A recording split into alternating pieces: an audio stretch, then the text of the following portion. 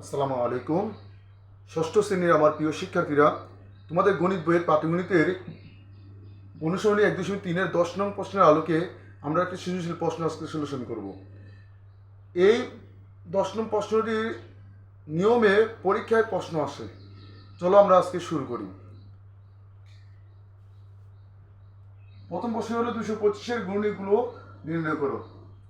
আমরা অনেকগুলো ক নির্ণয় করবো, এই জন্য এই কগুলো আলোকে পরীক্ষার প্রশ্ন তোমাদের থাকতে পারে। 225 এর গুণনীয়ক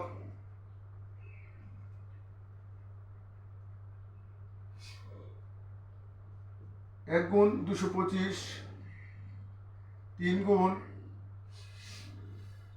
75, 5 গুণ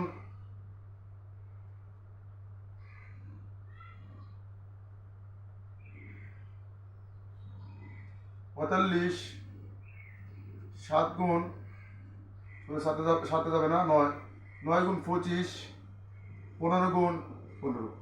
আমরা এখন লিখতে পারি। সুতরাং 225 এর গুণনীয়ক, তোমরা এই গুণনীয়কগুলো বের করার সময় তোমরা ক্যালকুলেটর নিবে। যেমন 1 দিয়ে 225-কে ভাগ করা যায়, 3 দিয়ে ভাগ করা যায় 75 হয়, 5 দিয়ে ভাগ করলে 45 হয়, 9 দিয়ে ভাগ করলে 25 হয়, এবং 15 দিয়ে ভাগ করলে তো 15 হয়। আমরা লিখতে পারি 225-এর গুণনীয়কগুলো হলো 1, 3, 5, 9, 15, 25, 45, 75, 225। এভাবে তোমরা গুণনীয়কগুলো বের করে নিতে পারবে ইনশাআল্লাহ। এখন আমরা আরেকটি ক সমাধান করি। 36-এর মৌলিক গুণনীয়ক বের করো। 36-এর মৌলিক গুণনীয়ক, 36-এর কি মৌলিক গুণনীয়ক, 36-এর মৌলিক গুণনীয়কগুলো আমরা কি লসাগু কিভাবে বের করবো?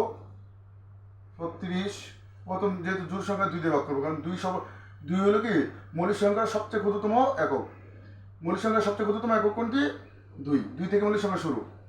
18, 2, 9, 3 3 9। সুতরাং 36-এর মৌলিক সংখ্যা কি লিখবো? 2 আর 3 লিখবো। যেহেতু 2 3ই এখানে কি আছে, 2 দুইবার, 3ও দুইবার আছে, তাহলে আমরা একবার করে লিখবো। 2ও দুইবার আছে, 3ও কি আছে, দুইবার আছে, এই জন্য আমরা কি একবার করে লিখবো। ওকে। 35 48 পরস্পর সহমৌলিক কিনা, সহমৌলিক নির্ণয় করো। আমরা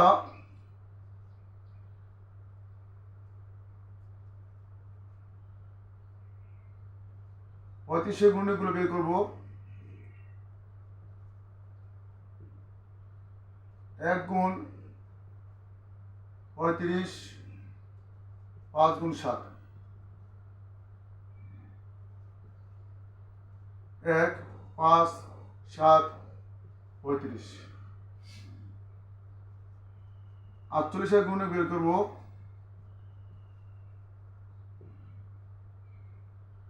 1 গুণ 48, 2 গুণ 24, 3 গুণ 16, 3 16 48, 4 গুণ কত হয় আমাদের?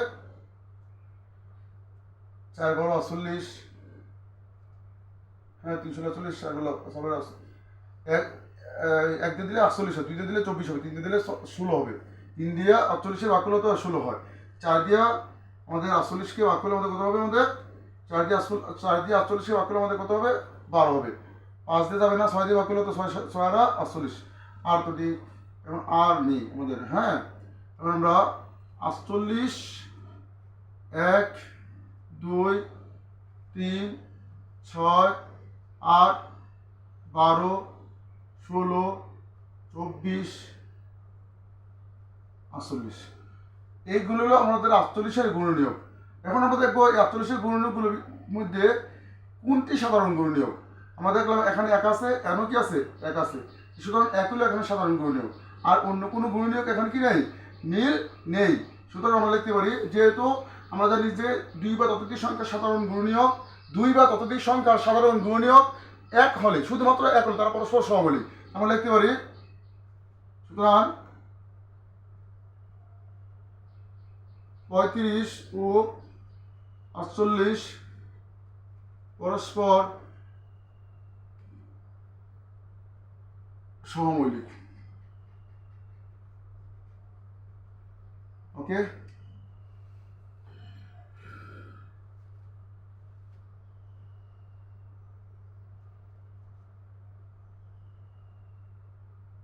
12, 18, 24 এর লসাগু আমরা দুই প্রক্রিয়া সমাধান করতে পারি, মৌলিক গুণনীয়কের সাহায্যে এবং ইউক্লিডীয় পদ্ধতিতে। আমরা এটা ইউক্লিডীয় পদ্ধতিতে সমাধান করব। 12, 18, 24 2 দিয়ে দেবো আমরা, যেহেতু সবগুলো জোড় সংখ্যা। 6 হবে, 9 হবে, 12 হবে। আবার 2 দেবো, 3, 9, 6। এখন আর 2টা যাবে না, একটা সংখ্যাকে 2টা ভাগ করলে হবে না, 2টা লাগবে, ন্যূনতম 2টা সংখ্যা লাগবে। হ্যাঁ, ভাগ করতে হবে। এখন আমরা 3 দিয়ে দেবো, 3 দিয়ে প্রত্যেকটি ভাগ করা যায়। 3 হোকে 3, 3 3 9, 3 9 6, আর ভাগ করা যাবে না। সুতরাং আমরা লিখতে পারি সবগুলো গুণফল যা হবে তাই লসাগু। 2 ইন্টু 2 ইন্টু 3 ইন্টু 3 ইন্টু 2, 2 2 4, 3 4 12, 3 3 12 36, 36 জনের মতো 72, কত আমাদের 72। ওকে, আশা করি তোমরা বুঝতে পেরেছো। অবশ্যই তোমরা মনে রাখবে, ভাগ করার সময় যদি জোড় সংখ্যা 2টা হয় তখন 2 দিয়ে ভাগ করবে। হ্যাঁ, কারণ কম করে 2টা সংখ্যাকে একটি সংখ্যা দ্বারা ভাগ করতে হবে। যেমন একটি সংখ্যা দ্বারা ভাগ করা গেলে ওই সময়টা আমরা কী করবো, লসাগু করবো।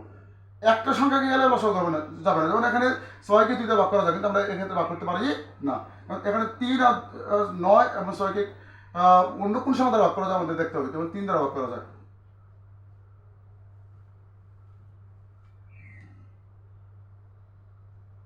ও 45 ও 60 এর লসাগু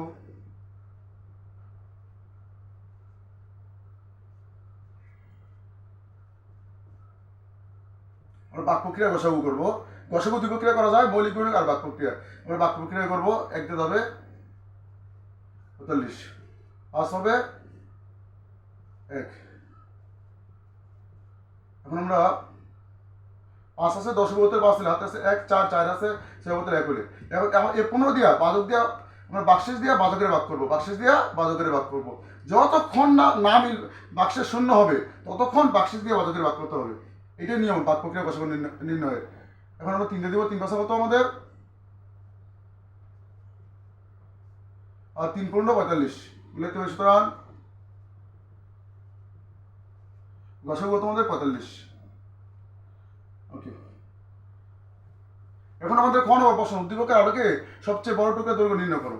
আমরা এক্ষেত্রে যখন প্রশ্নগুলো আমরা গত ক্লাসে আলোচনা করেছি তোমাদের জন্য, যে সবচেয়ে বড় টুকরা, সবচেয়ে বড় বা সবচেয়ে বেশি, বৃহত্তম, হ্যাঁ, সর্বোচ্চ, এরকম লেখা থাকলে আমরা কি করবো, গসাগু করবো। কি করবো, গসাগু। প্রশ্নে যখন সবচেয়ে বড়, সর্বোচ্চ, বৃহত্তম, সবচেয়ে বেশি লেখা থাকবে তখন আমরা কি করবো, মানে বড় বুঝাবে তখন আমরা কি করবো, বেশি বুঝাবে তখন আমরা কি করবো, গসাগু করবো। আমরা লিখতে পারি নম্বর প্রশ্ন, 672 ও 960 এর গসাগু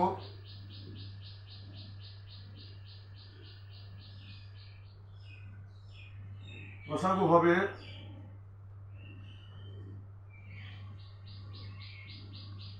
সবচেয়ে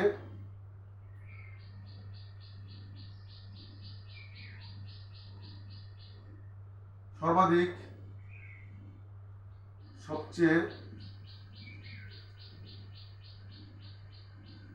বড় টুকরার দৈর্ঘ্য।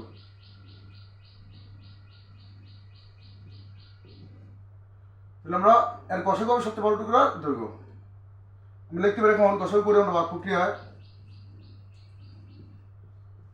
একটা দিব, 672 হবে 8 8 2, 200, আমরা 8 আছে, 10 আছে 2 বোতল, 8 হলে হাতে আছে 1, 8 8 আছে 16 বোতল, 8 হলে হাতে আছে 1, 7 7 আছে 9 বোতল 2 হলে। এখন আমরা 672কে আবার ভাগ করবো 2 দিয়ে যাবে আমাদের। হ্যাঁ, 2 দিয়ে গেলে আমাদের কত হয়? 8 দুগুণে 16 6, 8 দুগুণে 16 6, 8 দুগুণে 16 16 একে কত 17 7, হাতে আছে 1, 1 আর হলো 2 4 5। এখানে হবে আমাদের 6 আর 9 হবে। এখন 6 আছে 12 বোতলে, 6 হলে হাতে আছে 1, এলো 8 8 8 আছে 17 বোতলে 9 হলে, 8 আছে 17 বোতলে 9 হলে। বিয়োগের সময় উপরে ছোট সংখ্যা থাকলে তার সাথে 10 যোগ করতে হয়। বিয়োগের সময় উপরে ছোট সংখ্যা থাকলে তার সাথে কত যোগ করতে হয়? 10 যোগ করতে হয়। এখন 288 আমরা লিখবো, 3 দেবো, 3 6 18 8, 3 9 27 27 একে 28। আমরা লিখতে পারি সুতরাং সবচেয়ে বড় টুকরার দৈর্ঘ্য 96 সেন্টিমিটার। সবচেয়ে বড় টুকরার দৈর্ঘ্য হতো আমাদের 96 সেন্টিমিটার। ওকে, অবশ্যই তোমরা বুঝতে পেরেছো। আমরা যতক্ষণ না বাকশেষ কি হবে, মানে শূন্য হবে, ততক্ষণ আমরা কি হবে? বাকশেষ দিয়ে বাজকের ভাগ করবো। সর্বশেষ বাজকটা কি হবে? উত্তর হবে। এবং সবচেয়ে বড় টুকরার দৈর্ঘ্য আমাদের 96 সেন্টিমিটার। এখন আমরা দেখতে পারি গণম প্রশ্ন যে প্রত্যেক প্রকার পাতের টুকরার সংখ্যা নির্ণয় করো। প্রত্যেক প্রকার পাতের টুকরার সংখ্যা নির্ণয় করো। আমরা লিখবো খ হতে প্রাপ্ত সবচেয়ে বড় টুকরার দৈর্ঘ্য 96 সেন্টিমিটার।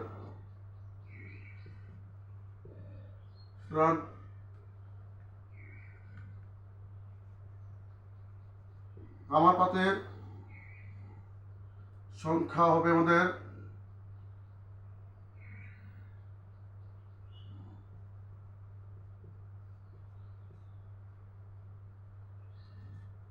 আমার পাতের সংখ্যা হবে কি আমাদের 672 ভাগ 96, 60 কয়টি? 60। আবার লোহার পাতের সংখ্যা হবে আমাদের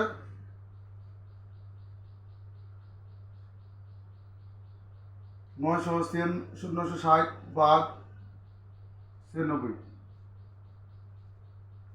কয়টি হবে আমাদের? 10টি। কয়টি? 10টি। ওকে,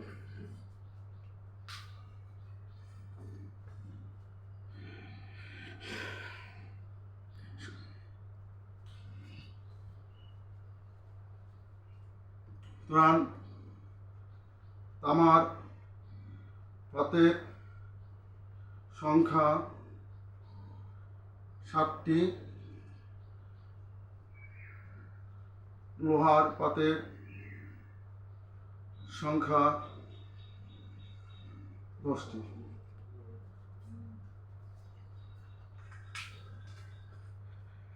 এরকমভাবে আমরা অঙ্কটাকে সলিউশন করব। এখানে আমাদের যেহেতু আমরা সবচেয়ে বড় টুকরার দৈর্ঘ্য আমরা কত পেয়েছি? আমরা সবচেয়ে বড় টুকরার দৈর্ঘ্য পেয়েছি আমরা কত? 96 সেন্টিমিটার।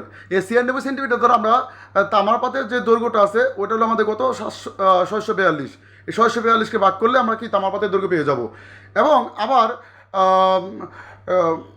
যেহেতু সবচেয়ে আবার লোহার পাতের দৈর্ঘ্য হলো আমাদের কত?